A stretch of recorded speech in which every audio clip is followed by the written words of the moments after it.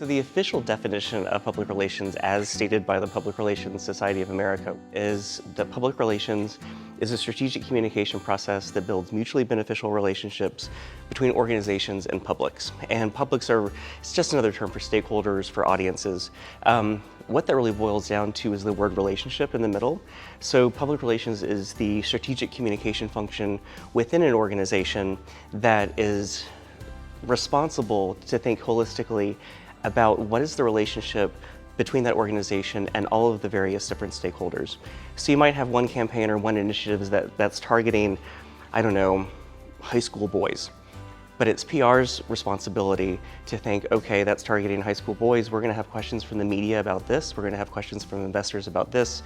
High school girls are gonna wanna know what's in it for them. A lot of different stakeholders. So PR has to think holistically, and all of the communication has to be about maintaining that relationship with all the different stakeholders at all times. Because all different stakeholders have different expectations in terms of what they want to know about the organization. People get into public relations from a variety of ways. Predominantly, it's being a major, getting a major in public relations. That's the easiest way, most direct way. Actually, a lot of journalists end up going into public relations because of the writing aspect, because writing is important for both of those disciplines as well. And a lot of times, sort of my own example is switching mid-career, where maybe they've started at a different in a different strategic communication role, and they realize that that's not exactly for them, and they are sort of pulled into this other area in PR. And that's what happened to me, where I was in marketing and saw what the PR team was doing and was really excited about what they were doing, and so completely changed my career path. It's interesting because the more I teach in public relations, the more I see similar types of students come through the public relations program, and they reflect most of the public relations professionals I know. And I would say that a typical public relations person who sort of, fits into this mold is somebody who likes to think strategically, but also likes things very planned and organized and thinking step by step by step. Doesn't mean not being creative, but it's thinking, how can we be strategic about this? How can we be proactive about this? Because PR is very, very much about being planned, being measured, being proactive, and thinking ahead, not just 6 months down the road, but what are these relationships going to look like 6 years down the road? And so it takes a lot of sort of step 1, 2, 3, 4. Our curriculum actually mirrors that, where this class you take, and then you take this class, and then this class, and they all build on each other. One of the things that I always emphasize in classes is I would say there's probably a 60-40 split in terms of extrovert versus introvert. And I would say the 60% are more introverts. I'm a huge introvert myself, which basically just means you get energy by being by yourself or by being with just a few people, versus extrovert, where you get your energy by being with a ton of people. And I can teach a class of 300 and love it, but I have to be by myself to get my energy to be able to do that with that. And I think that goes along with sort of the planning aspect of sort of sitting down behind the scenes, how do I make this work? Because I would say probably 80% of PR is behind the scenes. One of the things that I love about public relations is how transferable it is. My argument is that public relations is important to every type of organization. And I love it because every industry needs PR. Every industry needs to have that person or that team that is always focused on relationships with internal and external stakeholders, and that's what PR does. Beyond explicit public relations jobs, though, a PR degree can teach you things that you can apply in different careers, even if you decide not to go into public relations. We're seeing an uptick in students who want to go into law because they like the strategic thinking, they like the planned, proactive, step-by-step, here's how things work. And I've had a lot of students who have ended up in different Stratcom roles who have come back and said, listen, just knowing this PR process has really helped me be able to apply it in a lot of different situations. Public relations degree, though, teaches you how to be strategic, that it is planned and how to plan and how to make sure that you can set effective benchmarks. So one of the things that we teach, we have a planning course, and students have to proactively think about how much is this going to cost, how many months is this going to take, how do you write a really strong objective to where you tier that to where you're moving your audiences from awareness to attitude toward your organization, toward action, because they've got to be aware of your organization before they do anything with your organization. And a lot of companies, if they don't, or organizations, if they don't have that PR mind, they just think their audiences are just going to be ready to act. But you have to be strategic and planned and thought out. And sometimes that means you got to go back to them and say, this is going to take 3 years. It's not going to take 3 months. But that's what these courses teach you. On a more technical level, we have done survey after survey, generation after generation, asking professionals what is the #1 skill that a PR professional should have when they graduate from college. And the #1 thing that comes back every single time is writing. And you have to be a strong writer.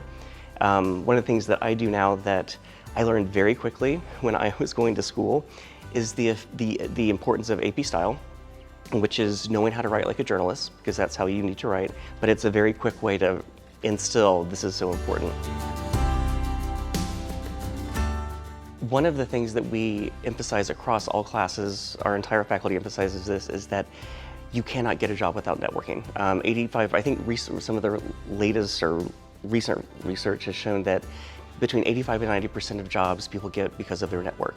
And also between 85 and 90% of jobs are never actually even posted. And so you have to rely on your network to see those opportunities. One of the things we've done with the PR major is 2 summers ago, in summer of 2020, trying to figure out a way to keep people connected in the middle of a pandemic, is I started a LinkedIn group for the PR major for alums. And I would say 99% of them are either current students, maybe like 100 to 200 are current students, and then the other 700 to 800 are alums.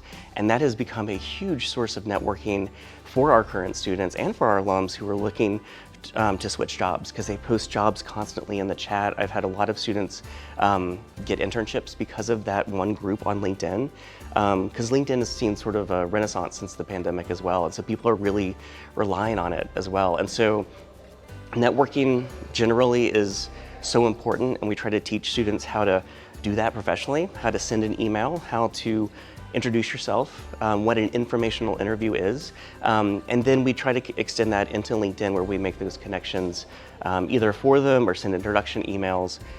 Some classes even built in assignments where they're required to use our network to conduct informational interviews and to start building their network. A good public relations program, in my mind, has several different components. One, I think it should have a very good faculty. I love our faculty here. Our PR faculty really sort of, we get along, we brainstorm, we're collaborative, but we also have completely different areas of expertise. So we have people who know crisis communication, people who know corporate social responsibility, diversity and inclusion, there's nonprofit communication, media relations, and we can pull from that expertise. So I think it's important to have a deep bench in terms of being able to help students and connect students with those fundamental areas. But it's also important to be able to speak to students' passions. So we have a special topics class that changes topics every term, but we have them because we have faculty who can teach them, but they can help students, say, who are interested in the sports industry. We have a sports communication class, or sports PR class. We have social media strategy class. It's a special topics for students who really want to go into social media. And so I think that that's another key element to having a good public relations program. I think the other part of it, how can you build an inclusive major to where the students feel like they have a cohort? They're not doing this on their own, they're not in a vacuum, they have this cohort. In fact, in our first class, required class that's limited to majors, we emphasize, this is your cohort, rely on them, help each other. And we can see that by the time they graduate, they've become really, really, really close. Building that kind of camaraderie is really, really important. What makes our program special, and actually I'll extend this to the SOJC. One of our former dean, Julie Newton, always explained the SOJC as a startup with a legacy, which I love that term, and I love it for the PR major, but I love it for the SOJC too, because the way I take it is we still have this startup, we're small type of mentality, but we are a national program. And we still have the ability to think creatively, to change up things when we need to question things when we need to. And I think there's a benefit in that. I come from the East Coast, and there's definitely an East Coast bias. Now that I'm on the West Coast, I'm like, yep, that's the thing. And I think that there are a lot of programs that get talked about, and I want us to be part of that national conversation, and we're increasingly becoming part of that national conversation, which is a lot of fun, and we're right there. But I do think that we're still this startup, but we do have a legacy. And so we've got the chops, we have the students, we have the faculty, we have the resources, we have the facilities, but we're still like trying to figure out what is this part, how do we play into this national conversation? And that's been a lot of fun. If I was a student right now looking for a public relations program, the things that I would want to look for would be faculty expertise in terms of the diversity of expertise. That would be one thing. Size of the major. You don't want it to be so small that you're not going to be able to have opportunities, but so big that you're going to be lost in the crowd. I think we do a really good job of that here. We have about 450 majors, so it's a nice in between. So large enough where you can find your people, small enough to where you're not going to be invisible in a program. So that would be number two. Experiential learning opportunities. So are there study abroad trips? We just started our first study abroad trip to London. We're hoping to add one to Sweden maybe in a couple of years. Do we have internship opportunities? Do we have professional trips where you can go and meet and build your network? So experiential opportunities, that would be number three. Number four, I would also look at the courses themselves. So you can be accredited in your public relations program, and I think it's important to have that accreditation. And we're an accredited program through the Public Relations Society of America. And what that means is that you have the expertise among the faculty. You are including important messages of ethics, diversity, inclusion in your curriculum, and the curriculum includes specific types of classes. So a foundational course in public relations, a PR writing course where you learn AP style and how to spell things properly and all the grammar, a case studies aspect of it, a strategic planning class, and a campaigns class. And so I would look for those as well. And so I would say it would be faculty, size of student body, experiential learning opportunities, the actual curriculum itself. And then the last thing I would say would be try to find where alums have landed and have conversations with them. Because where alums have gone, and we're really proud of what our alums are accomplishing right now, especially in the last 5 or 10 years, that will tell you a lot in terms of, are you able to hit the ground running? When students graduate from our program, if nothing else, I want them to remember that a lot of times public relations, the team, is the last set of eyes to see something before it leaves an organization's doors, because you're the one communicating it, whether you're communicating to investors, to media, to customers, whoever your stakeholders are, you're typically the last set of eyes before leaving. And a lot of times that means you have to speak truth to power. A lot of times the public relations team is younger, especially right now because it's such a growing field. And a lot of times you find yourself as a 25-year-old talking to a CEO saying, I'm sorry, that's not really what we should be putting out there. And it's your job as a PR person to raise your hand and to say, I don't think that that's the ethical thing. I don't think that's the right choice. Sometimes they won't listen to you, but it's your job to at least put it on the table. And I think that's exciting because you're asked to do that from day one. You're not asked to do that once you get into an executive level. You have to be thinking 3 to 5 years down the road for your clients, for your company if you're in-house.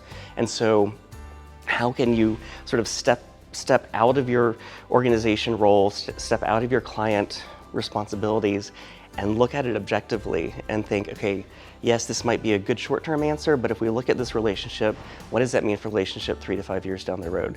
And that's when you raise your hand. And then you change your communication strategy that way.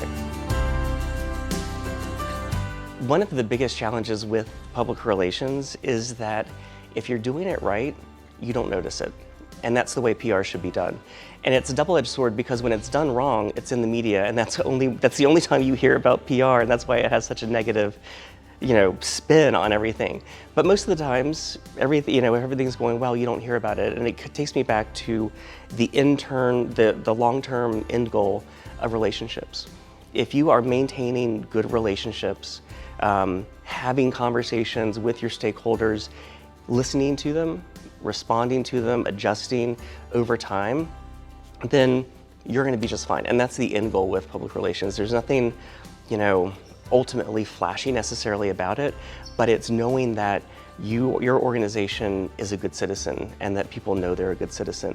A lot of the most recent research in public relations is focused on corporate activism and corporate advocacy. And we're seeing a lot more students who are interested in this. And what that means is, because of social media, thankfully, companies are increasingly listening to people on social, what they're saying about them. They want the companies and organizations that they frequent to be good citizens. And they're not going to buy your goods and services, use your products if you're not a good citizen or if they don't perceive you as a good citizen. And so it's being in tune with those voices and helping your organization craft those messages to think about, so how can we be a good corporate citizen? And you get to be right in the middle of those conversations.